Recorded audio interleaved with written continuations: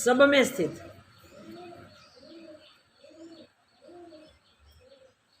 दिखता है जगत मगर जो है सो ब्रह्म है। दिखते हैं वस्तु पदार्थ मगर वो सब ब्रह्म ही है। जल देखो, स्थल देखो, वायु देखो, आकाश देखो, कुछ भी देखो, अरे अग्नि भी देखो, कभी वो भी ब्रह्म ही है, ब्रह्म के सिवा कुछ नहीं। ऐसे पूर्ण ब्रह्म परमात्मा को कोटि कोटि प्रणाम। जो सचराचर सब कुछ बन के स्थित है, जो सर्वत्र स्थित होते हुए भी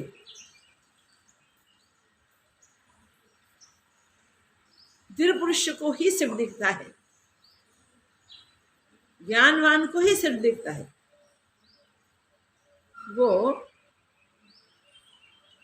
धन्य पुरुषों को भी प्रणाम, जिसने अपना ब्रह्म स्वरूप पा लिया है, जान लिया है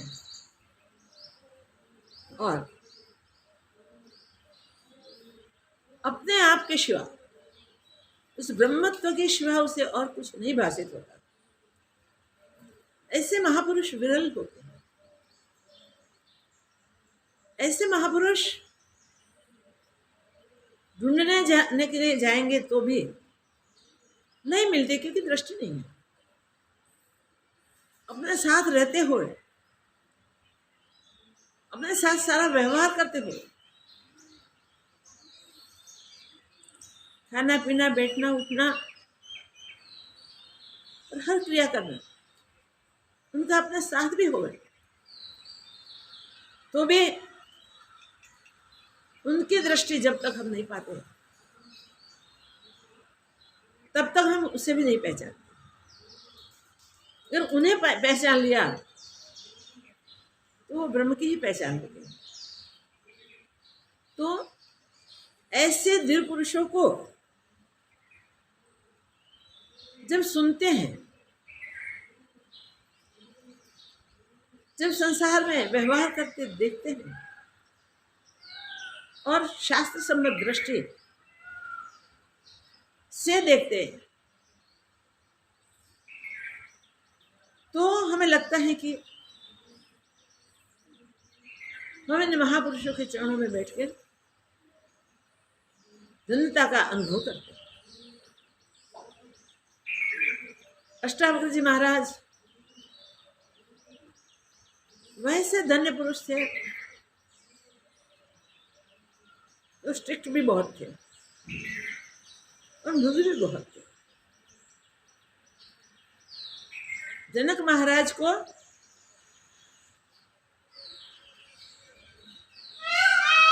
जनक महाराज की ज्ञान परीक्षा लेते समय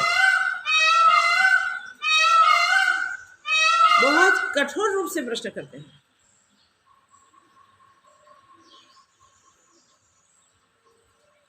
हृदय में भरपूर दया होने के बाद भी वो दया दिखाते नहीं है।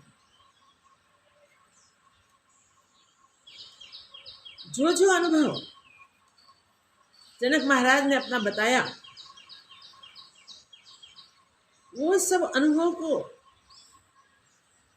प्रश्न के रूप में बदल के ये अनुभव कितने दृढ़ हैं वो देखने के लिए उनकी कठोर परीक्षा। और जब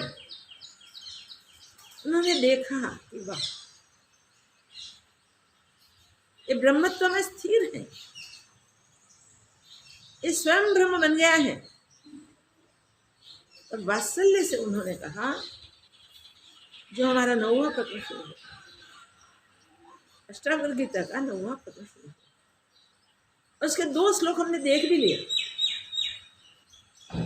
पहले श्लोक में ज्ञानी और अज्ञानी का व्यवहार कैसा होता है वो स्वाभाविक बताया। कर्म ज्ञानी को भी भुगतने होते हैं, अज्ञानी को भी भुगतने होते हैं। पूर्व जन्म के कर्म और इस जन्म के कर्म,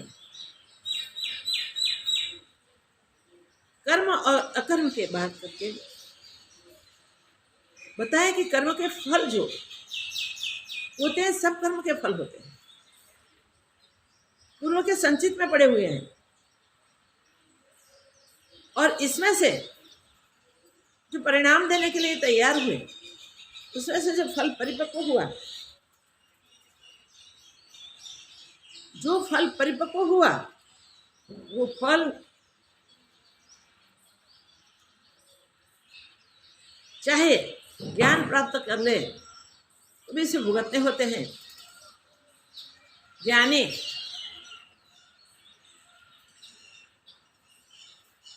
प्रारब्ध को सहज स्वभाव में रहकर भुगत लेते हैं,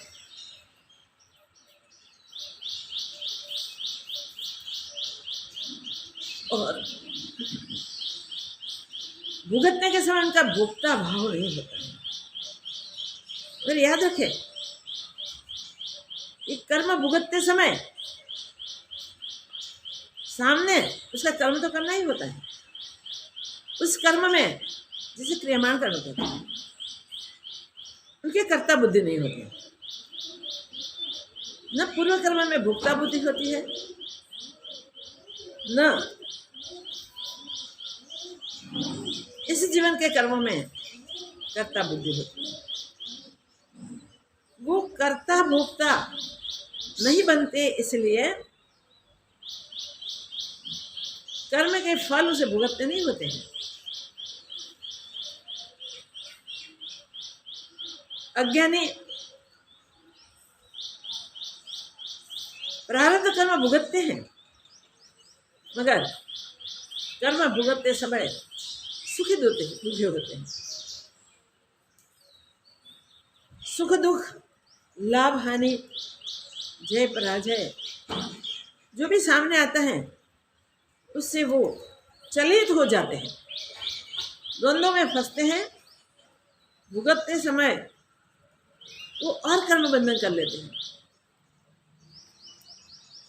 कर्म खुद ने किए हैं अगर मेरे हैं ऐसा नहीं मानते, वो ईश्वर को दोष देते हैं। हम इतनी भक्ति करते हैं, हम इतना अच्छा धर्ममय जीवन जीते हैं, शास्त्र विहित ही शास्त्र के आज्ञा अनुसार के कर्म ही करते हैं, शास्त्र विहित तो कुछ भी नहीं करते हैं, फिर हमें इतना संकट। तो ईश्वर तो अन्याय करते हैं ऐसा वो समझ लेते हैं।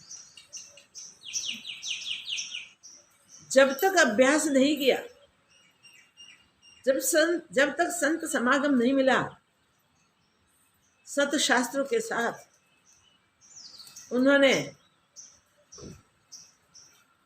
प्रीति करके मार्गदर्शन नहीं पाया, तब तक ऐसी बात अज्ञानवश होती।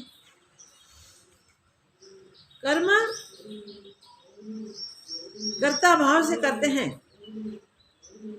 तो उसके फल अवश्य भुगतने होते हैं। कोई भी कर्म होता है तो फल दिए बिना शांत नहीं होता। कर्म का कर्ता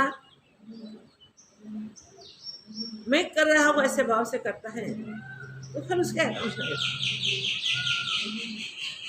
ज्ञानी पुरुष अपने पूर्व कर्म जो प्रारब्ध के आए हैं वो भुगतते हैं, और कर्म भुगतते समय कर्म करने भी होते हैं, वर्तमान में कर्म करते भी हैं, मगर उसमें कहीं भी जुड़ते नहीं हैं। इसलिए वो कर्म करते हुए भी करता रहते हैं और भुगत के प्रारब्ध कर्मों को खत्म कर देते हैं। तो इस क्रियमाण कर्मों से वो बंधते नहीं हैं, नए कर्म नहीं होते। तो ऐसे ज्ञानी पुरुषों के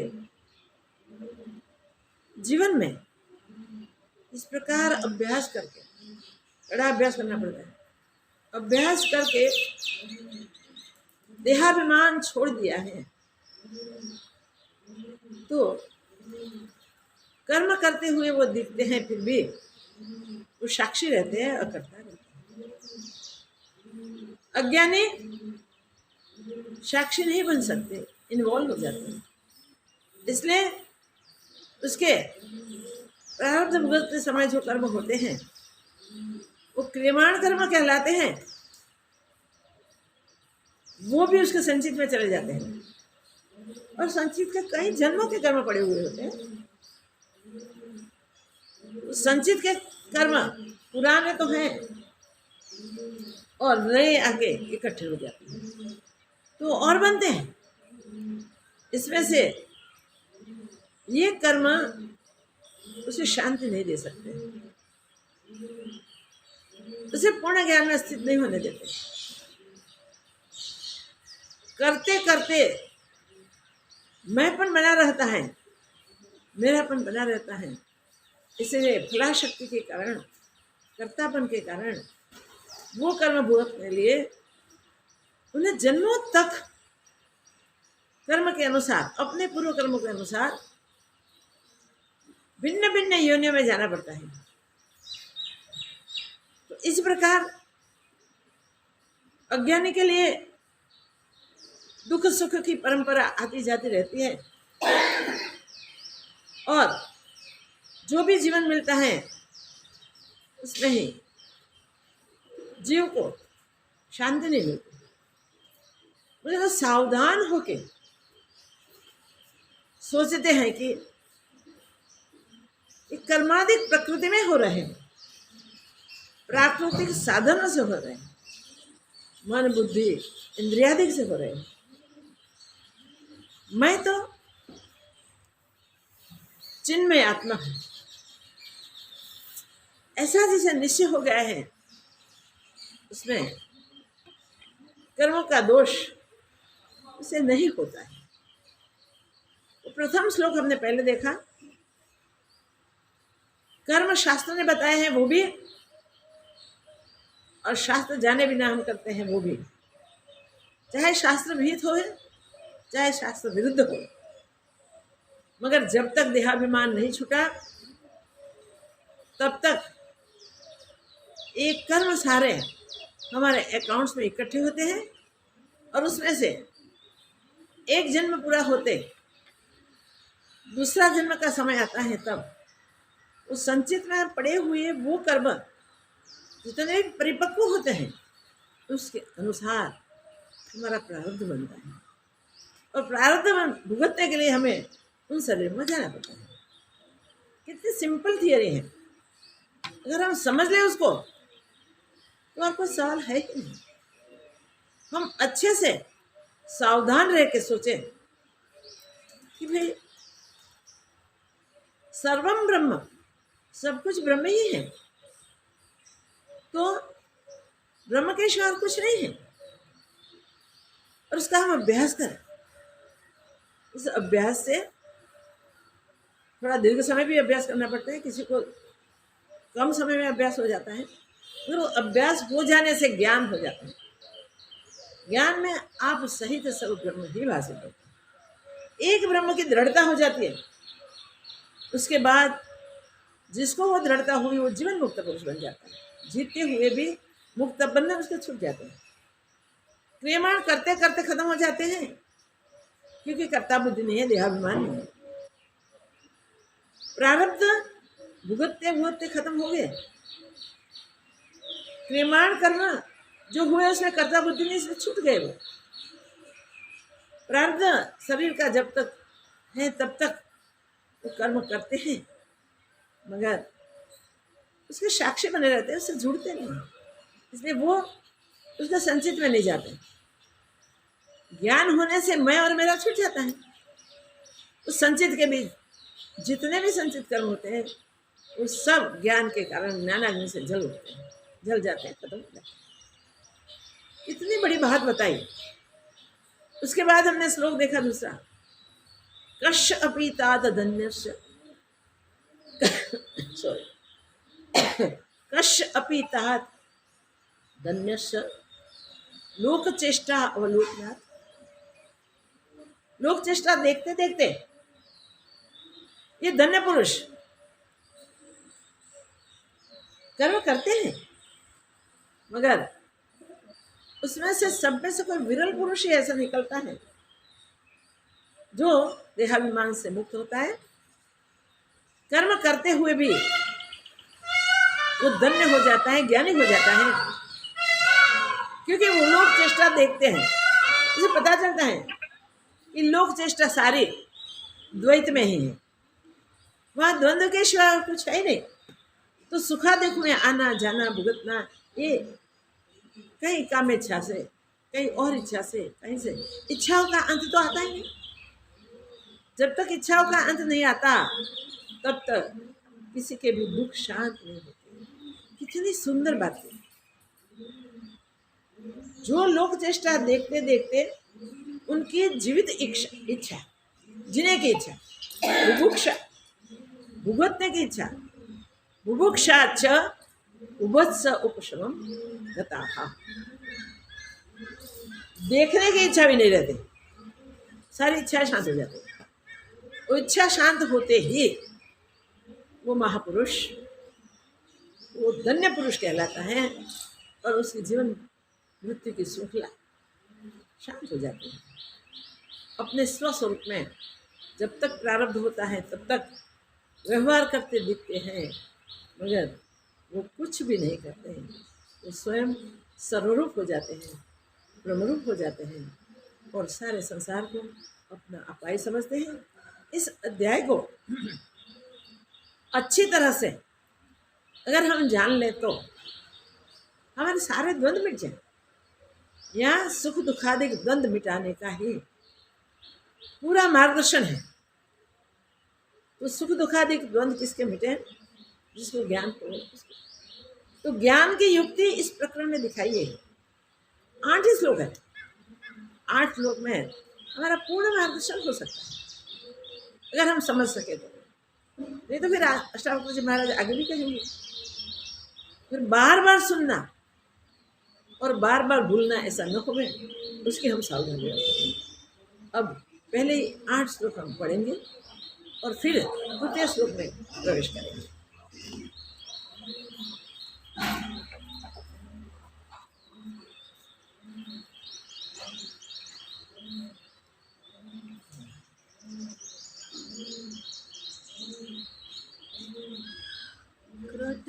कृते च द्वन्द्वानि कदा शान्तानि कस्य वा एवं ज्ञात्वेह निर्वेदात् भवत्यागो परोव्रति कस्यापि तात धन्यस्य लोकचेष्टावलोकनात् जीवितेच्छा बुभुक्षा च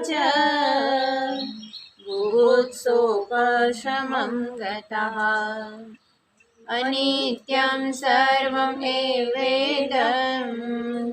तापत्रीययदुषितम् असारं निन्दितं हेयम् इति निश्चित्य शाम्यति कोऽसौ कालो वयः किं वा यत्र द्वन्द्वानि नो नृणाम् तान्योपेक्ष्य यथा प्राप्त वर्ति सिद्धिम् अवाप्नुयात् नानामतं महर्षीणां साधूनां योगिनां तथा दृष्ट्वा निर्वेदमापन्नः को न शाम्यति मानवः कृत्वा मूर्तिपरिज्ञानं चैतन्यस्य निकं गुरुः निर्वेदसमतायुक्त्या यस्तारयति संश्रुतिः पश्य भूतविकारांस्तं भूतमात्रान्यथार्थतः तत्क्षणात् बन्धनर्मुक्तिः स्वरूपस्थो भविष्यसि वासना एव संसार इति सर्वां विमुच्यतः तत्यागो वासना त्यागात् स्थितिरद्य यथा तथा स्थितिरद्य यथा तथा। अद्भुत बात है। बस इतना हो जाए काम बंदे। तो यहाँ जो धन्य पुरुष है वो जब जगत का अवलोकन करके वो विरली होते हैं। जगत का अवलोकन करके वो देखते हैं इसमें से सत्य क्या है, इसमें से शाश्वत क्या है, इसमें से नित्य क्या है, आत्मा किसे कहते हैं, सत्य क्या है। तो ये सत्य असत्य सुख दुख लाभ हानि आदि जो द्वंद्व है, ये द्वंद्वों से जो नित्य है, जो शाश्वत है, जो सत्य है, उसी को देखने का अभ्यास करते हैं। जगत का अवलोकन करते हैं, जगत के सब पदार्थों को देखते हैं, जगत के पशु पक्षी प्राणी जीव जंतु मानव दानव देव, इस चारों खाने को जीवों को भी देख लेते हैं और क्या सार क्या असार ढूंढते हैं। ये अवलोकन ऐसा है, और क्यों है? क्योंकि उसके हृदय में विवेक जगा है। सत्य असत्य के बीच, आत्मा अनात्मा के बीच जो विवेक जगा है, वो विवेक के कारण उस सत्य को, आत्मा को पाने के लिए पुरुषार्थ करते हैं। ये पुरुषार्थ है स्वरूप को पाने का, स्वयं को जानने का, और स्वयं में स्थित अगर कोई हो सका है तो हम भी हो सकते हैं, ऐसा निश्चय करके वो जगत का अवलोकन शास्त्र सम्मत रूप से करते हैं। संत महापुरुषों के सानिध्य में उसके गाइडेंस के अनुसार करते हैं। ऐसे करते करते उसे दिखता है कि यहाँ कहीं भी रहने देता है नहीं। मनुष्य तन सर्वोत्तम कहलाता है तो भी वो भी नित्य नहीं है। उसे से ही कर्मों की श्रृंखला बनती है, उससे से ही बंधन होता है, और उससे से मुक्ति भी हो सकती है। ये विवेक कर लेते हैं। तो मनुष्य तन से शाश्वत अशाश्वत का विवेक करके वो देखते हैं वास्तव में शाश्वत स्वरूप मेरा अपना। तो उस शाश्वत स्वरूप में स्थित होने के लिए अभ्यास करते हैं, सारा संसार का अवलोकन करते हैं। तो जब अवलोकन उनका चलता है तब हे तात, हे वत्स, जनक महाराज की प्रेम से कहते हैं, पहले परीक्षा लेने से कठोरता से कहते हैं, और प्रेम से कहते हैं हे वत्स, हे पुत्र, हे तात। जो धन्य पुरुष है वो कहीं दिखने को मिलते हैं। किसके द्वंद्व शांत हुए हैं, किसके द्वंद्व मिटे हैं? जो मिटे हैं वो द्वंद्व, वो धीर पुरुष है, वो ज्ञानी पुरुष है।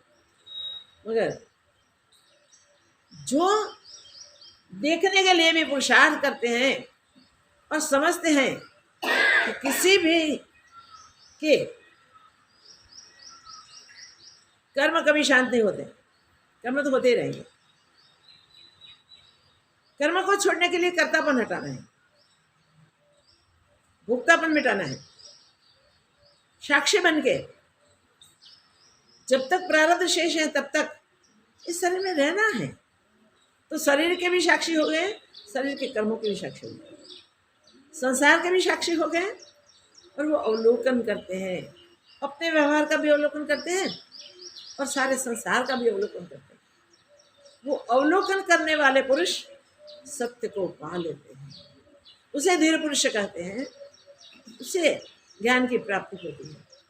तो क्या देखो, संसार में किसी के भी द्वंद्व मिटे? नहीं मिटे। किसी भी कर्म छूटे हैं? नहीं छूटे। जब तक जन्म मरण का चक्र है तब तक ये द्वैत ब्रह्म नहीं छूटा है। इसलिए द्वैत ब्रह्म के कारण ही वो जीवन भर सुखी और दुखी, सुखी और दुखी, क्षणिक सुखी क्षणिक दुखी, क्षणिक सुखी क्षणिक दुखी। सुख सहज में चला जाता है, दुख थोड़े समय के लिए आता है तो बहुत लंबा लगता है, क्योंकि हम उसे जुड़ जाते हैं। ज्ञानी को क्षणिक सुख भी प्रफुल्लित नहीं कर सकते और दीर्घकालीन दुख भी चलित नहीं कर सकते। जो इस प्रकार अवलोकन जगत का करते हैं उसकी जीने की इच्छा ही नहीं रहती। प्राण जाने का संकट आ जाए तो भी वो अपने आत्ममस्ती में ही स्थित रहते हैं। और संकट की तो बात ही क्या करें, कभी वो कोई भी संकट में चलित नहीं होते। और ऐसे भी कितने भी मान सम्मान हो जाए, प्रतिष्ठा मिल जाए, कीर्ति मिल जाए, तो भी उससे भी चलित नहीं होते। वो कीर्ति आदि को अपने नहीं मानते, मान सम्मान से प्रफुल्लित नहीं होते, व्यवहार यथेष्ट करते हैं, जैसा होना चाहिए वैसा शास्त्र रूप से करते हैं, मगर अंतर से वो निश्चल होते हैं। न किसी की कामना होती है, न किसी की इच्छा होती है, न कोई वासना रहती। भोग अभोग के भेद मिट जाते हैं, शांति से प्रारब्ध को बसार करते हैं। प्रारब्ध पूर्ण होते ही ज्ञान तो पहले हो चुका है, स्वरूप में हमेशा हमेशा के लिए विलीन हो जाता है। जैसे थोड़ा सा जल अगाध जल में मिल जाए वो भिन्न नहीं रहता, वो अगाध ही हो जाता है। वैसे ही ब्रह्म स्वरूप को जान के ब्रह्म रूप हो जाते हैं, फिर वो भिन्न नहीं होते। उनकी जीने की कोई इच्छा नहीं रहती, ऐसे कुछ जानने की भी इच्छा नहीं, मैं ये जानूं, मैं ये देखूं, मैं ये करूं, मैं ये करूं, मैं ये करूं, नहीं, कुछ भी नहीं। जब जो होता है वो साक्षी बन के देखते हैं, दृष्टा के रूप में होते हैं, तो भी उसे जुड़े नहीं होते। उनका व्यवहार ब्रह्ममय ही होता है, ज्ञानमय ही होता है। ज्ञानमय व्यवहार करते करते वो जगत का अवलोकन करते रहते हैं, तब भी जगत में कहीं भी जुड़ते नहीं है। अब तृतीय श्लोक में कहते हैं, दूसरे में कह दिए कि उनकी जीवित इच्छा नहीं रहती, जीने की इच्छा भी नहीं रहती, उसकी भुगतने की इच्छा भी नहीं रहती, उसके जानने की इच्छा भी नहीं रहती। ये तीनों इच्छा के पीछे हम भटकते हैं, हम बने रहे, जिंदा रहे, बहुत लंबे रहे, बहुत। और ये जीने के लिए लोग कई कर्मकांड करते हैं, कई तंत्र मंत्र आदि करते हैं। तो भाई प्रारब्ध तो इस शरीर का निश्चित हो गया है। जब माँ के उदर में स्थान मिला तब से पहले से, उसके बाद ही माँ के उदर में स्थान मिलता है। कितना जीने का है वो निश्चित है। फिर लंबा जीने के लिए हम कुछ भी करें तो लंबा हो सकता है, नहीं हो सकता, मगर हम करते हैं उसके कर्म बंधन होते हैं। इच्छा सहित हमने कर्म किए हैं, इसलिए कर्मों के बंधन होते हैं। अच्छे कर्मों के अच्छे फल होते हैं, बुरे कर्मों के बुरे फल होते हैं। अच्छे कर्म के भुगतने के लिए कोई अच्छी योनि में जाता है और जीव अगर फिर वहीं जुड़ जाता है कि बहुत सुख है, बहुत सुख है, बहुत सुख है। तो इस सुख को संभालने के लिए धनादि जो प्राप्त है उसको अपने बनाए रखने के लिए और कर्म करता है और नए नए कर्म के बंधन से होते जाते हैं और फिर कर्म के अनुसार उस योनियों में जाना पड़ता है। याद रखो, कोई भी कर्म पाप के बिना होता ही नहीं। कर्म के पीछे पाप जुड़े हुए ही होते हैं, वो पाप फिर भुगतने पड़ते हैं, तब सामने दुख आते हैं, दुख से हम दुखित हो जाते हैं। और जब अच्छे कर्म सामने आते हैं, सुख होते हैं, तो सुख को बनाए रखने के लिए हम कर्म करते हैं, वो भी बंधन करता बनते हैं। तो याद रखें कि जो संसार का ब्रह्म दृष्टि से अवलोकन करता है, ज्ञान दृष्टि से अवलोकन करता है, इसमें क्या सत्य क्या असत्य वो सोचता है, तो उस दृष्टि के कारण उसको ऐसा दिखाई देता है कि संसार मिथ्या है, माया मात्र है, त्रिगुणात्मक जगत देख के वो साधक, वो अभ्यास है, गुणातीत हो सकता है, अवलोकन करते करते सत्य को प्राप्त कर सकता है। तो तृतीय श्लोक में बताया, द्वितीय श्लोक में बताया कि ऐसे अवलोकन से उसकी भुगतने की इच्छा छूट जाती है, उसकी जगत को देखने की इच्छा छूट जाती है, जीने की इच्छा भी छूट जाती है। जीने की इच्छा छूट गई, में कुछ करने में कर्तापन रहेगा ही नहीं। अब ऐसे धीर पुरुष का, ऐसा अवलोकन करने वाले पुरुष का तृतीय श्लोक में बताते हैं कि संसार दर्शन कैसा है। अनित्यम सर्वम एव, अनित्यम सर्वम एव इदम, जो भी कुछ है वो सब अनित्य है, नित्य नहीं है। सबसे पहले दिखते हुए संसार में उस महापुरुष को सत्य नहीं मिलता, नित्य की अनुभूति इसमें नहीं होती है। संसार के कोई पदार्थ शाश्वत नहीं है, वो दृढ़ता हो जाती है। तो याद रखें, अनित्यम सर्व एवं इदम, सर्व कुछ, ये वह सब अनित्य है, नित्य नहीं है।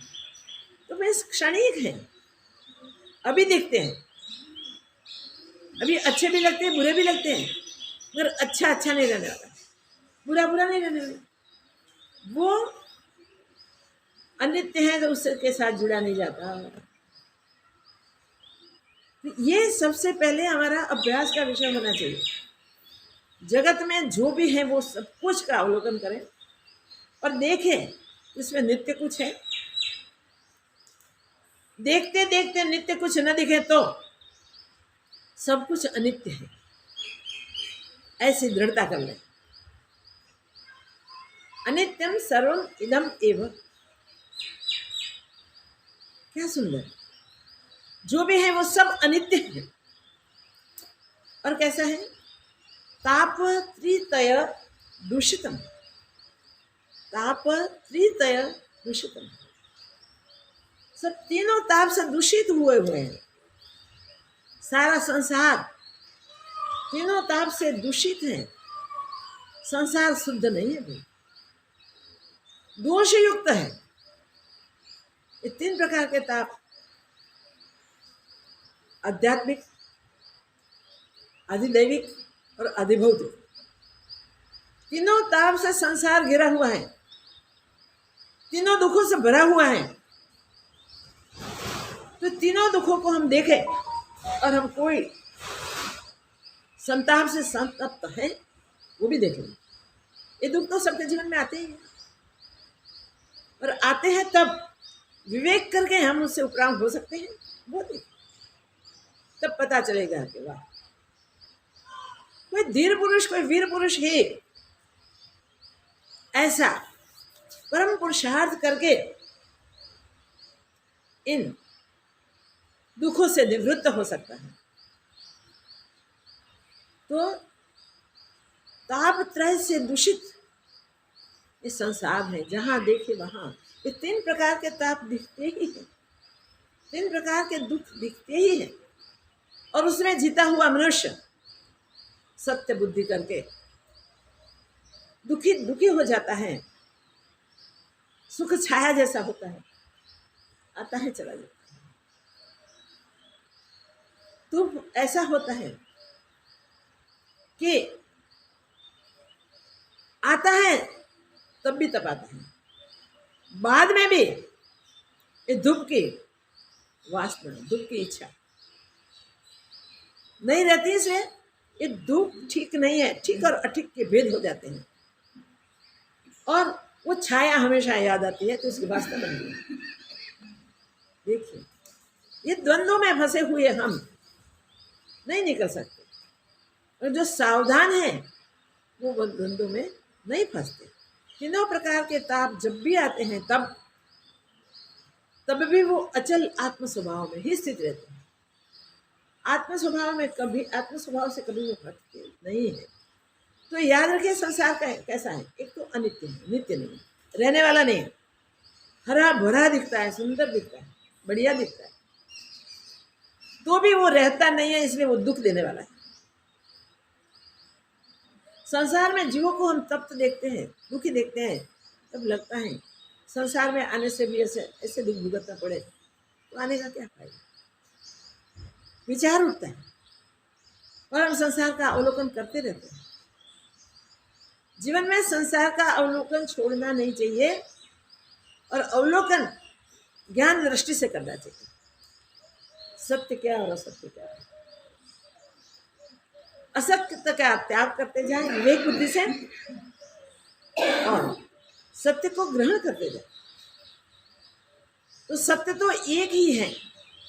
अनादि काल से हम देखें तो सत्य कभी भी मिटता नहीं, सत्य सदैव है। तो आज भी वो सत्य है, जो सत्य हम पुरुषार्थ करके भी प्राप्त कर सकते हैं। सत्य प्राप्त करने के लिए मनुष्य तन है, जगत को प्राप्त करने के लिए हम कोशिश करते हैं। तो जगत में तो झूठा के सिवा कुछ है नहीं, तो इस झूठ को प्राप्त करके हम कैसे सुखी होंगे, नहीं सुखी होंगे। इसलिए हम जगत को पहले जान लें, जगत कैसा है, अनित्यम। तो जो नित्य नहीं रहने वाला, उसके साथ आज जुड़ के क्या करेंगे, कल छूट जाएगा तो दुखी होगा। सुख आएगा फिर चला जाएगा, तो सुख देखा आया, सुख समझे। सुख में हम सुखी हो रहे हैं, वो भुगत रहे हैं, ऐसे भाव से प्रसन्न होते जाते हैं, और वो भी कब चले जाते हैं पता नहीं चलता, तो हम दुखी हो जाते हैं। तो संसार में कुछ भी मिले, चाहे सुख चाहे दुख, मगर दृष्टि ऐसी होनी चाहिए, हे प्रभु तेरे कांटों से भी प्यार, तेरे फूलों से भी प्यार, जो भी देना है दे दे कृपा, क्योंकि हमारे कर्म का ही हिसाब है। प्रेम से भुगत लेंगे, मगर उसमें भुगता बुद्धि नहीं करेंगे। और कर्म करते समय, एक कर्म खत्म करने के लिए प्रारब्ध कर्म को भुगतते समय भी कर्म होते हैं, उसमें कर्ता बुद्धि नहीं करेंगे। तो कर्ता अकर्ता का भाव छोड़ के सत्य असत्य के साथ जुड़ के हम दुखी सुखी नहीं होंगे। दृष्टि नहीं तब तक सत्य सत्य नहीं लगता और असत्य असत्य। क्षणिक अनुभवों के आधार पे हम सत्य को सत्य कहते हैं, असत्य को असत्य कहते हैं। देखिए, हम सावधान रह जाएं और गौर करें, संसार कैसा है वो देखें। तो पहले बताया अनित्यम, शाश्वत नहीं है, नित्य नहीं है, रहने वाला नहीं है। जो रहने वाला नहीं है इसके साथ जुड़ के क्या करेंगे, पिछड़ना पड़ेगा। तो उसमें दुख के शिवार कुछ नहीं। और नित्य रहे तो परम सुख का अनुभव, वो अपने ब्रह्म स्वरूप का अनुभव है, उसमें दुख की छाया भी नहीं आ सकती। दुख फटक भी नहीं सकता, नजदीक आ भी नहीं सकता। ठीक है, सावधान हो जाए, हम विवेक करते जाए। त्याज्य ग्रहण का विवेक करके क्या त्यागने योग्य है, क्या ग्रहण करने योग्य है, त्यागने योग्य तो सारा संसार दिखेगा, सारा संसार त्यागने योग्य है। ग्रहण करने का कुछ नहीं है, क्योंकि वो तो अपना आपका खुद का सुख। तो ग्रहण करना कुछ नहीं है, त्याग करना अवश्य है। अनित्यम सर्वम एव इदम, सब कुछ पूरा संसार अनित्य है, सत्य नहीं है। ताप त्रय दूषितम, तीनों ताप से सारा संसार दुखी दिखाई दे रहा है, दूषित ही है, बिगड़ा हुआ ही है। यहाँ बहुत अच्छे शब्द प्रयोग से बता दिया है, इस संसार भी वास्तव में दूषित नहीं है। संसार में इन्वॉल्व होके हम उसे दूषित करते हैं। कैसे दुखी करते हैं? तीनों ताप से तप के, सुख दुख का उसमें अनुभव करके हम संसार को दूषित करते हैं। दृष्टि ब्रह्म दृष्टि है तो हम संसार को दूषित नहीं समझेंगे, वहां ये तीनों ताप दिखेंगे ही नहीं। दृष्टि ब्रह्म में है तो ब्रह्म के शिवाय कुछ है नहीं। ये सर्ग की स्थिति के समय जो जगत उत्पन्न हुआ वो जगत ब्रह्म से ही उत्पन्न हुआ, ब्रह्म ने ही उत्पन्न किया है, ब्रह्म में से उत्पन्न हुआ है, उसे उत्पन्न करने वाला भी ब्रह्म ही है। तो जगत को उत्पन्न करने वाला पूर्ण ब्रह्म ही है। जगत को उत्पन्न अपने आप में से किया है, और वो भिन्न तो हुआ ही नहीं किसी से, सबके साथ जुड़ा है, इसलिए सत्य जैसा दिखाई देता है। इसलिए देखे तो तीनों कारण स्वयं ही है। निमित्त कारण जो निमित्त बन के कार्य करता है वो, उपादान कारण जिसमें से वो बना वो, और जो बन गया वो, तीनों स्वयं है। अभिन्न निमित्त उपादान कारण, तो वो सर्व से अभिन्न है। तो ब्रह्म तो नित्य है, निश्चित हो गया, और संसार अनित्य है, क्योंकि संसार रहता नहीं है। पूरा संसार जब प्रलय को प्राप्त हो जाता है तभी भी ब्रह्म तो होता ही है। संसार उत्पन्न हुआ तभी भी तो ब्रह्म ही था, दूसरा था ही नहीं, वहां द्वैत ब्रह्म कुछ रहता ही नहीं। पहले भी नहीं था, पीछे भी मिट जाता है। ज्ञान होते हमारा अज्ञान मिट जाता है, हमारी भ्रांति मिट जाती है, तब हमें सलंग सूत्र पूरा ब्रह्म ही दिखाई देता है, और निश्चय होता है कि स्वयं ब्रह्म, स्वयं परमात्मा ही जगत रूप बन के स्थित है, तो हम भी तो वही है, तो सब कुछ हम हैं, तो वो नित्य है। और तापत्रय से दूषित भी नहीं है। तो अनित्य कौन है?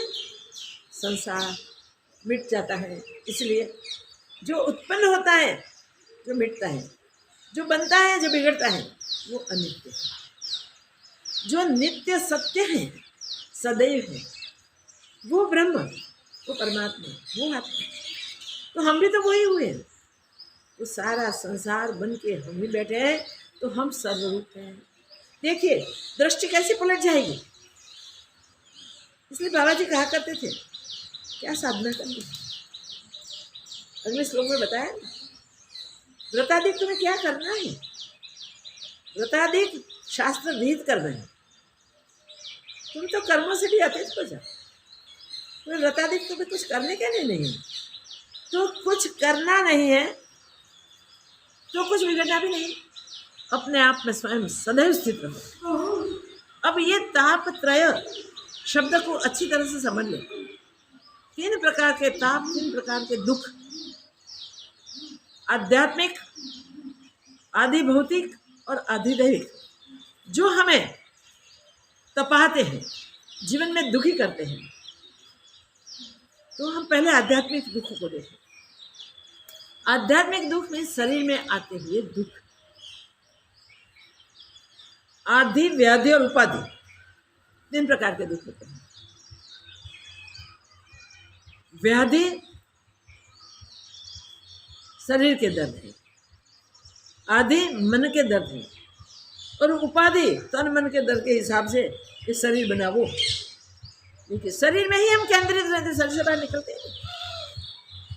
आदि, व्याधि और उपाधि, याद रखें। व्याधि शरीर में जो रोग लगते हैं वो, शरीर को जो दुख सहने पड़ते हैं वो। आदि में मन जो तपता है, दुखी हो जाता है, भ्रमित हो जाता है वो। और उपाधि ये तन जिससे बना वो। तन ही ताप है, उपाधि वाला है, उसमें उपाधियों के सिवा और कुछ है नहीं। फिर भी हम समझते नहीं हैं, दृष्टि को प्राप्त करने के लिए कड़ा पुरुषार्थ नहीं कर लेते हैं, तो दृष्टिहीन रहने के कारण जगत को ही सत्य मानते हैं और जगत में ही भ्रमते रहते हैं। आध्यात्मिक जो ताप है, शरीर के जो ताप है, उसको शरीर को कोई बीमारी लग जाए, किसी को पैरालिसिस हो जाता है, किसी को हार्ट अटैक हो जाता है, किसी को ब्रेन स्ट्रोक आता है, किसी के पैर कट जाते हैं, किसी के हाथ कट जाते हैं, किसी के अंग रह जाते हैं, किसी को टेम्परेचर आ जाता है, असह्य हो जाता है, किसी को कोई रोगों को गिनने के जाएंगे ना तो इनकी इसकी गिनती पूरी ना हो सके। इतनी व्याधियां शरीर में आती हैं, इतने रोग शरीर में आते हैं। इसी वजह से हमारे कर्म के अनुसार, हमारे जीवन में हमारे प्रारब्ध के अनुसार के ही व्याधि आदि हमें भुगतने होते हैं। तो उसमें शरीर में दुखी होना था। बच्चा पैदा होता है दुखी, शरीर से ही दुखी। शरीर में गया तो जन्म का दुख उसे सहना पड़ता है। फिर बचपन के रोग लगते हैं, तब वो दुखी होते हैं। वो कह नहीं सकता, बोल नहीं सकता, दुख का अनुभव कर सकता है, और माँ बाप समझ नहीं सकते, इसलिए और ज़्यादा दुखी होता है। देखिए बड़ा होता है, मांगे पूरी नहीं होती है, जो चाहता है वो मिलता नहीं है, इससे दुखी होता है। इससे बड़ा होके हम देखते हैं इस संसार के कितने बोझ घसीटते हैं, उस बोझ में उसे मिलता क्या है? दुख के सिवा और कुछ नहीं मिलता भाई, याद रखो। मगर अगर इस युवानी का सदुपयोग कर लिया और प्रारब्ध भुगतते समय भी उसने सत को प्राप्त करने के लिए अभ्यास कर लिया, तो वो सच्चे सुख की प्राप्ति कर सकता है, सच्चे सुख की अनुभूति कर सकता है। तो उसके बाकी के जो पड़े हुए कर्म है उसमें से फिर प्रारब्ध बनने वाला है, फिर शरीर लेने हैं, वो वहां मिट जाते हैं। प्रारब्ध कर्म में जल कमलवत हो जाता है भुगतते समय। मैं भुगता हूं ऐसा है, मैं ब्रह्म हूं, वही है। शरीर को भुगतते हुए देखते हुए भी वो दुखी नहीं होता, वो दर्द से रहित होता है। पांडे जी कहते थे, एक महात्मा वहाँ अल्मोड़ा के पास जंगल में गिरिकंदा में रहते थे। वहाँ के कई भक्त कभी कभी आते थे और आके महाराज के चरणों में कुछ चढ़ा जाते थे भेंट। उसमें से उनका निर्वाह चलता था, कोई अपेक्षा नहीं थी किसी के, किसी से कोई मांग नहीं थी, किसी के लिए कोई फरियाद नहीं थी। ऐसी स्थिति में आनंद से जीते थे। रोज सुबह एक दूध वाला आता था, वो दूध दे जाता था, इससे निर्वाह चलता था। एक बार ऐसा हुआ कि कोई आदमी सब दर्शन करने के लिए आए थे, महाराज जी बाहर बैठे थे। एक भक्त आया, उन्होंने महाराज जी के चरणों में 5,000 रुपये रख दिए। वैसे ही उन्होंने जैसे रखे थे वैसे ही पैसे पड़े थे। न स्पृहा थी न कुछ। वो गादी के नीचे थे। आधी रात को चोर लोग आए, महाराज को पीटे, दे दो दे दो दे दो, आपके पास पैसे आए, दे दो दे दो दे दो। महाराज अपनी मस्ती में थे, महाराज को मार के वो पैसे ले लिए, उठा के फेंक दिए पहाड़ से नीचे। मगर शरीर का प्रारब्ध शेष था। सुबह से अर्ली मॉर्निंग दूध वाला आया, देखा कि महाराज जी ने कहा गए, आवाज लगाई, देखा कि वहां तो खून पड़ा हुआ था, कुछ घटित हुआ है। उसने इधर उधर देखा, नीचे देखा तो महाराज जी एक पत्थर पे उनका शरीर टिका हुआ था और बहुत घायल थे। उसने पुलिस को खबर दी, महाराज जी के दर्शन में आने वाले लोगों को खबर दी, सब आ गए। महाराज को वहाँ से उठाए, निकाले, ऊपर ले आए, हॉस्पिटलाइज किए। वो तो सब तुरंत करना था। फिर स्वस्थ हुए, भान में आए, तब पुलिस ने इंक्वायरी शुरू की। कौन आया था, कैसे आया था, किसने आपको मारा, किसी को जवाब नहीं दिया। फिर जो और भक्त लोग आए थे, उन्होंने सबने भी पूछने की कोशिश की। एक ही कहते थे कि किसने मारा, इस शरीर ने मारा, खुद ने मारा। पंडित जी गए तो पंडित जी को पूछा, पंडित जी आपका अच्छा घड़ा रहता है महाराज, आपको सच बताएंगे, कोई इस पर हट के भी और भी सब हटे। तो पंडित जी ने प्रेम से पूछा, बाप जी किसने मारा? तो वही जवाब दिया, इसने मारा। मैंने भाई से कह, बताओ, ये तो नहीं हो सकता है, आपको किसने मारा, कौन है मारा? देखिए, जिसकी दृष्टि एक है, बार बार वही बात कर रहे हैं, तो दूसरा आंसर तो है नहीं अपने पास। मैं तुम के बीच कोई भेद तो है नहीं, तूने मारा। लो, पंडित जी घबरा गए, क्या कहते? थोड़ी देर में वो हंस पड़े, हाँ समझ गए सत्य। फिर पुलिस को बोला, महाराज नाम किसी का नहीं लेंगे और क्लोज कर। उनकी ब्रह्म दृष्टि में दर्शन ब्रह्म का है। शरीर का कष्ट उसे कष्ट नहीं है, मन उनका ब्रह्ममय है। ये ब्राह्मी स्थिति में स्थित है। कोई प्रारब्ध कर्म भोगा है, जो भी हुआ है वो खुद नहीं बताएंगे। उसको न चोर में चोर दिखा, न पुलिस में पुलिस दिखा है, न आए हुए सब में कोई सत्संगी, कोई भक्त दिखे हैं। उनको सर्व में एक ब्रह्म ही दिखता है, क्योंकि वृत्तियां सारे ब्रह्माकार हैं। संसार का अवलोकन करके जिसने सत्य को पकड़ लिया, सत्य को पा लिया और सत्य के साथ अपने आप को सत्य रूप ही देखने लगे, वो ब्रह्म रूप हो गए। उसको कुछ भी भिन्न नहीं भाषित होता। अनित्य संसार रहने वाला नहीं है। उसका अवलोकन करते करते कैसी दृष्टि प्राप्त होती है, देखिए।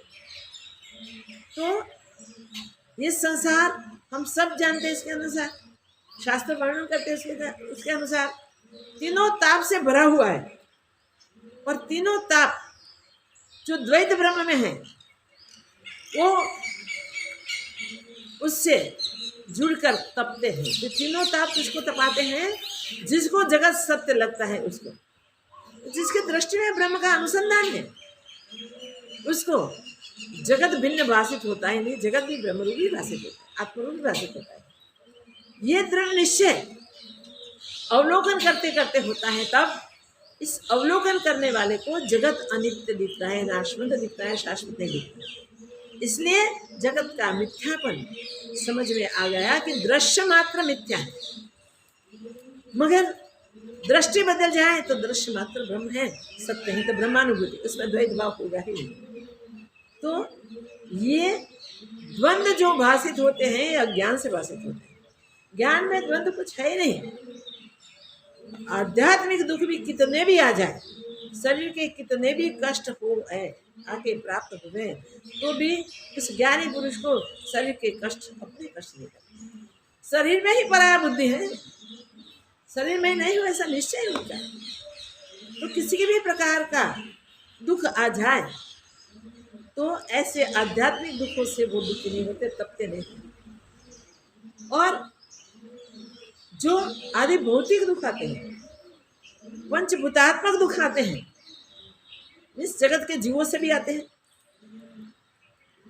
और मनुष्य भी दुख देते हैं, कभी प्राणी भी दुख देते हैं, पक्षी भी दुख देते हैं, वनस्पति भी कभी दुख देती है। तो जितने भी संसार है उसमें सब जगह दुख के सिवा कुछ है नहीं। मगर जिसके पास दृष्टि नहीं है उसको इसमें दिखते हुए सुख दुख बांधते हैं। अज्ञान दृष्टि से सुख दुखों से हम बंध जाते हैं। मगर जगत का अवलोकन करते करते जिसकी ब्रह्म दृष्टि हो गई है वो इनसे उपराम हो जाते हैं। कैसे भी पंचभूतात्मक इस जगत के दुख आ जाए तो भी वो कभी भी दुखी नहीं होते, कभी भी क्षुब्ध नहीं होते, वो अपनी आत्म मस्ती में ही जीते हैं। कई बार कई संतों के दृष्टांत आप देखते हैं, जगत की दृष्टि से कितना भी लॉस इनका हो गया तो भी वो मस्ती से खाते हैं, पीते हैं, बैठे हैं, कुछ भी उसे इसकी इफेक्ट नहीं होती, क्योंकि जगत मिथ्या निश्चय हो चुका है और ब्रह्म सत्य जान लिया है, तो भी तो कुछ करने की जरूरत नहीं। तो ये प्राकृतिक कोई भी कष्ट आ जाए, कोई भी ताप आ जाए, इस ताप को ये ज्ञानी पुरुष ताप नहीं समझते। जिसको जगत में ब्रह्म दृष्टि हुई है, पूरी प्रकृति में अन्य दिखता ही नहीं। प्रकृति त्रिगुणात्मक है, तीन गुण वाली है, सत्व रजत तम।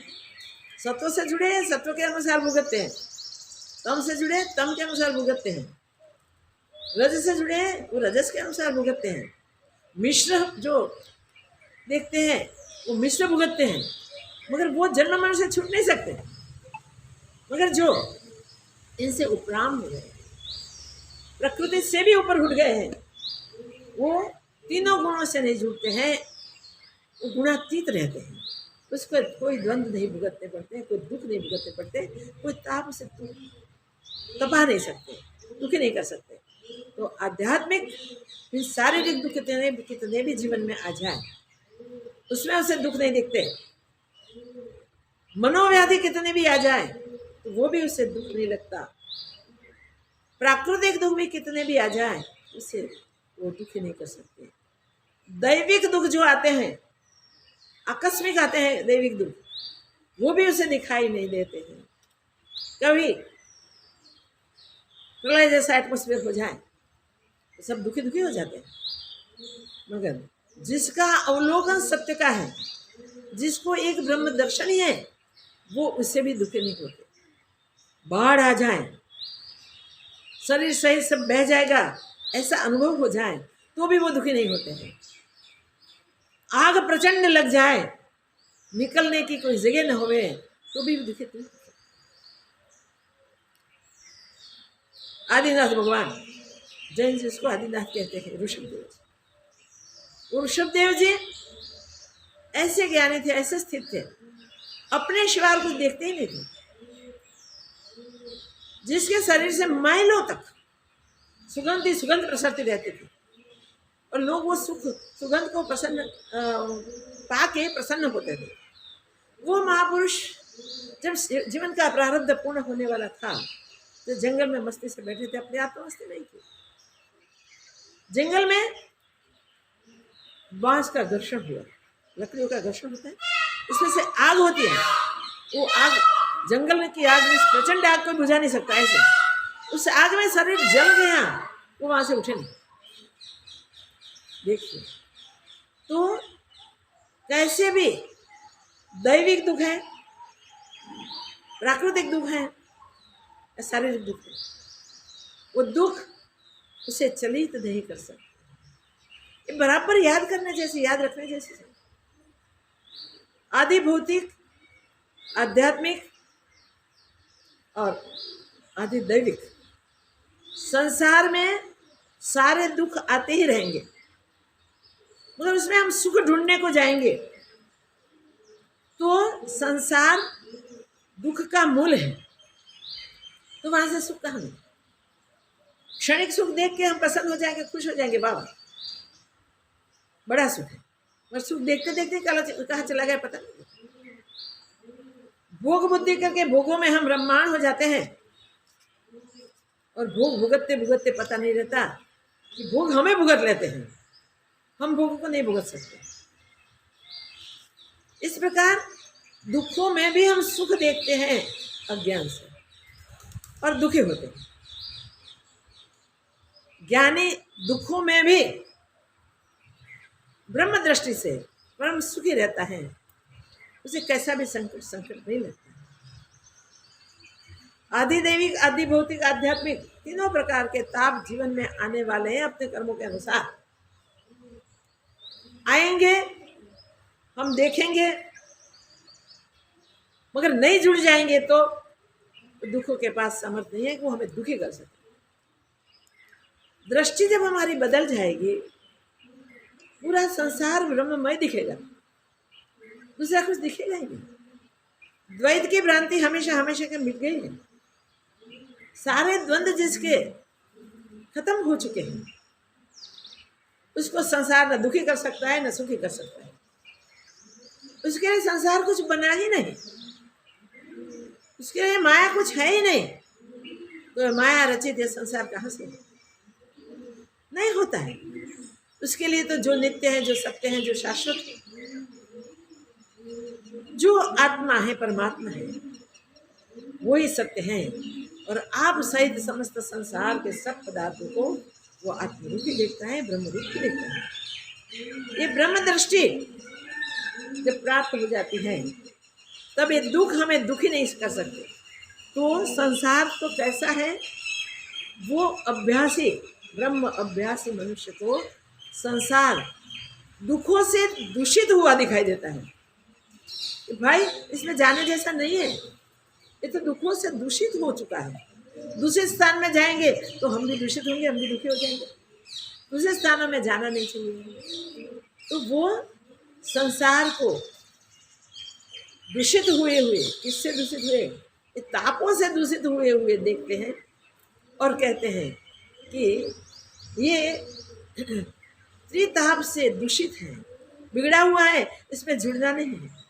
ये लोक चेष्टा अवलोकनाथ, लोक चेष्टा देखते देखते वो अनुभव करता है और निश्चय होता है कि जो भी कुछ है वो अनित्य है, दिखता है मगर है नहीं, और रहने वाला तो नहीं। अज्ञान होगा तो भी हमारे देखते देखते उसका नाश हम देखेंगे। और असारम, इसमें सार कोई नहीं है। संसार में सुख ढूंढने को गए, हाथ लगा नहीं लगा, तो हम कहेंगे सारहीन संसार है। जो पाना चाहते थे वो पाया, नहीं पा सके तो सारहीन संसार। संसार में सार कोई है ही नहीं, तो संसार असार है। यहाँ इतने से छोड़ नहीं दिया, निंदितम, निंदा करने योग्य है, औरों के पास निंदा करने की जरूरत नहीं है। खुद समझ ले कि ये अनित्य है, ये नित्य नहीं है, वो सुख देने वाला नहीं है। वो संसार दुखों से भरा हुआ है, टिकने वाला नहीं है। कितना बढ़िया चले, रहने वाला नहीं, उसका क्या शोक करना, उसे क्यों ग्रहण करना, उसके लिए ग्रहण शोक कुछ बनता नहीं है। तो ये निंदित संसार को क्या करना चाहिए, वो कहते हैं, क्या करते हैं, हेयम इति, त्यागने, है और ग्रहण की बात होती है। हेयम इति, ये त्यागने योग्य है, इसलिए संसार में जुड़ना नहीं। त्यागना नहीं, संसार को छोड़ के भाग जाना नहीं। जहां जाएंगे जगत में वहां संसार भरा हुआ है, मगर त्यागने योग्य है, मन से त्यागो, रहो संसार में, और संसार को अपने भीतर मत भरो। संसार में अपने अंतस्करण में स्थान न दो, हृदय में स्थान न दो, संसार का चिंतन न करो। लाभ हानि जय पराजय जो भी हो संसार में, उसमें कभी दुखी सुखी मत हो। कुछ प्राप्त करने की इच्छा ही जहाँ नहीं रहती, होती नहीं, क्योंकि तो सब नाशवंत ही है, सब नाशवंत है, इसमें इच्छा क्या करे प्राप्त करने की। तो ये संसार त्यागने योग्य है। अभ्यास काल में हमें निश्चिंत करना है, इसमें जुड़ने जैसा नहीं है। जुड़ा जाता है मन से, शरीर से प्रारब्ध के अनुसार हम व्यवहार करें तो भी ये प्राकृतिक व्यवहार है, ऐसा हमें समझ लेना है। हमारी प्रकृति में, हमारे प्रारब्ध से जो हमें मिला है प्राकृत आचार, वो प्राकृत आचार प्रकृति के साधन से होता है। शरीर आदि मन बुद्धि चित्त अहंकार आदि साधनों से होते हैं। जो रहने वाला नहीं है, जो रहने वाले नहीं है, उसका व्यवहार, उसका कार्य, उसका फल कैसे बनेगा? और बनेगा तो उसका कर्ता होगा। मैं करता नहीं हूँ, मैं दृष्टा हूँ, मैं साक्षी हूँ, क्योंकि मैं स्वयं ब्रह्म हूँ और सारा संसार सर्वखिलम ब्रह्म, ब्रह्म ही, अन्य कुछ है नहीं। तो उन्होंने वहां समझ लिया कि अन्य कुछ बना ही नहीं, हुआ ही नहीं। और ऐसा जान के, ऐसा निश्चय करके वो कहता है मैं शाश्वत शांत हूँ, शांत हूं मैं। अभ्यास करके, इस प्रकार का अभ्यास करके वो अभ्यासी पूर्ण ब्रह्म स्वरूप को प्राप्त कर लेता है और नित्य शांत हो जाता है। उसके चित्त में कोई उथल पाथल होती नहीं, क्योंकि चित्त नहीं रहता, उसका चित्त चैतन्य हो गया भाई, उसका मन अमन हो गया, संकल्प विकल्प कुछ दिखते नहीं, दृष्टि में दृश्यादिक नहीं, दृष्टि में ब्रह्म दर्शन है। इसलिए जो भी है वो ब्रह्म के सिवा और कुछ नहीं है, परमात्मा के सिवा कुछ नहीं है, ऐसा निश्चय हो जाता है। बाबा जी हमेशा कहते हैं ब्रह्म का अनुभव नहीं है, कोई बात नहीं, भगवान के पास जाके गिड़गिड़ाते हो, मेरा ये करो, मेरा ये करो, मेरा, अरे गिड़गिड़ाओ, कोई बात नहीं। जो स्वरूप को आप मानते हो उस स्वरूप के साथ में गिड़गिड़ाओ और कहो कि मुझे सत्य की प्रतीति कराइए प्रभु, मुझे सत्य की अनुभूति कराइए। एक क्षणिक सुख, क्षणिक दुख, इसमें मैं परेशान हो चुका हूँ, हे भगवान मुझे सच्चे सुख की अनुभूति करवा दीजिए। सच्चा सुख आपका है, आप सदा प्रसन्न हो, वो सच्चा सुख मुझे दीजिए। ऐसे करके गिड़गिड़ाओ ना भाई। जो ऐसे गिड़गिड़ा के प्राप्त कर लेता है वो निश्चय से नाशवंत को कभी भी सत्य नहीं समझेंगे। वो नाशवंत को देखते हुए भी नाशवंत का वास्तविक स्वरूप देखते हैं तो उसमें भी नाश नहीं हो सकता। जो मूल से बहन के बैठा है वो स्वयं ब्रह्म है, स्वयं परमात्मा है, जिसका तीनों काल में नाश नहीं हो सकता और इसके सिवा दूसरा कुछ बनता नहीं है। राम जी, तीनों काल में कुछ बना ही नहीं, जो है वो तीनों काल में वही, तो न वो बना है न वो बिगड़ा है, जैसा है वैसा ही वैसा ब्रह्म स्वरूप। तो जो रूप में हमें दिखाई दे रहा है वो जगतिक रूप होवे तो भी ब्रह्म ही बना है, तो ब्रह्म वास्तविक है और ब्रह्म रूप में ही स्थित है।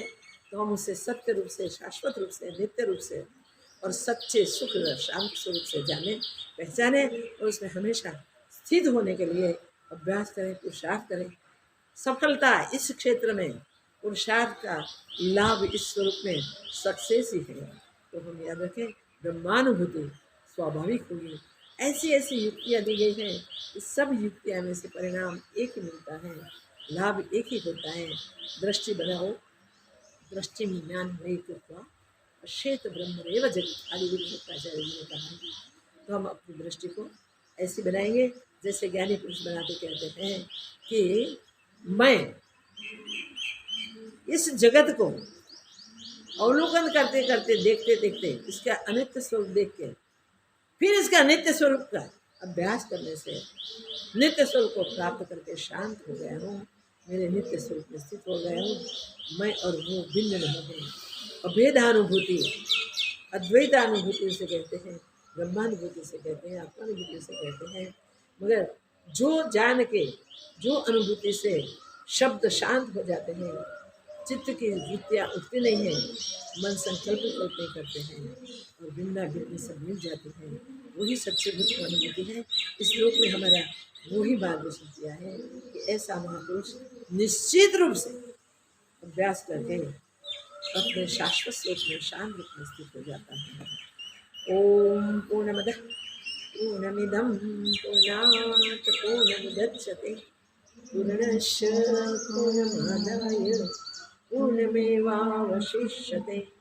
ओम शांति शांति शांति। सदगुरुदेव की जय। देखिए, कोई भी शांति पाठ है ना, उसके पीछे शांति ही शांति शांति 3 बार हम बोलते हैं। ये तीनों ताप से मुक्त होने के लिए प्रार्थना है। तो याद रखें, शांति ही शांति ही शांति अवश्य बोले और अवश्य शांति का अनुभव करने की हृदय में कोशिश करें। जय।